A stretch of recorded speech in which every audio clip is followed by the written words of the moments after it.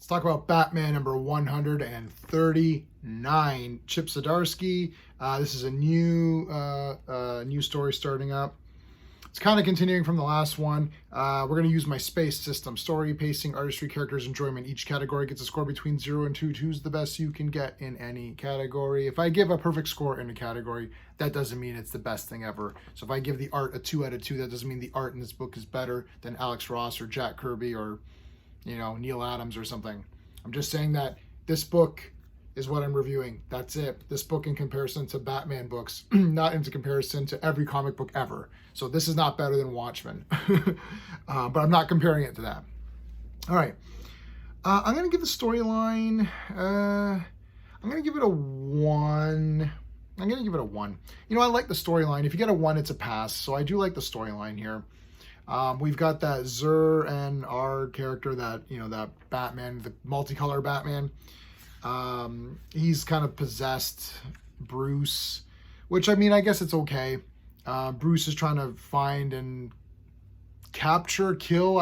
Not kill. I guess those 3 Jokers. I don't like when heroes are possessed by a villain. I don't like when there's this whole 3 Jokers thing.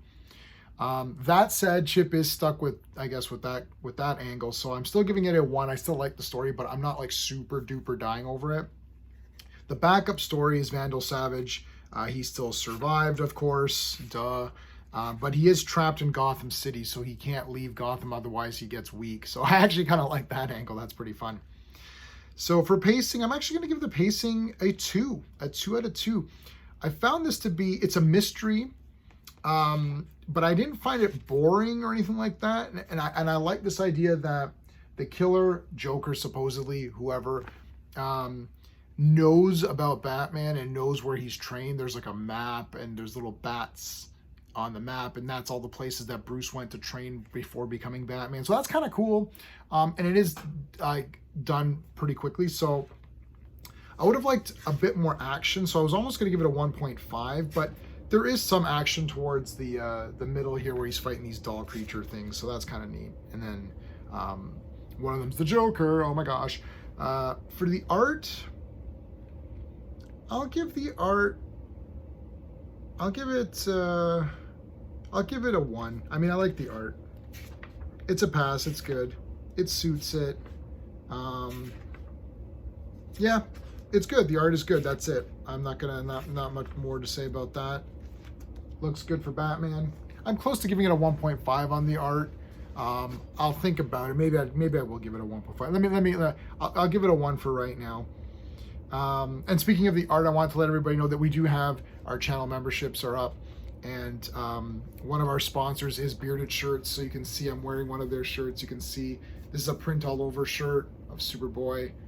They've got great stuff. So check out their link. It's beardedshirts.com. They got a sale on right now, depending on when you saw this video. So it's leading up to Black Friday. So get on there. And I've got tons of their shirts, and they're great. So thank you to Bearded Shirts for that.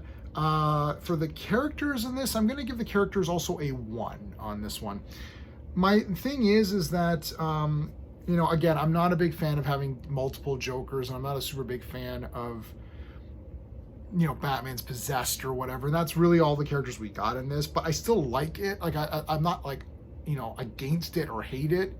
So I'm still giving it a pass. And for enjoyment factor, I'll give it a 1. I enjoyed this comic.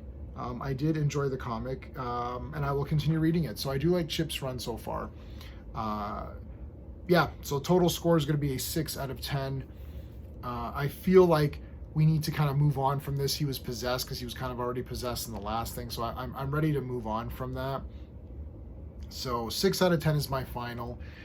Please let me know in the comments what your thoughts are. What's your rating? 6 is still good. This maybe could really be a 7. I could maybe bump it 1.5 for the story, maybe 1.5 enjoyment. But I'm going to keep it as a 6 right now because I want to try to kind of dial back the ratings. Like I just, some of these comics, I get really excited and then I'm super pumped up and I'm like, it's a 10 out of 10. And you think back, you're like, was that really a 10? But again, just so everyone understands, I'm not comparing this to every Batman comic ever. I'm comparing this to the expectations. And judging by Chip's previous story, which I did like, although I didn't like the way that it ended that much. I showed a lot of promise. I feel now that I've gone down a little bit in my excitement level for Batman, so I'm kind of at a 6 out of 10 right now.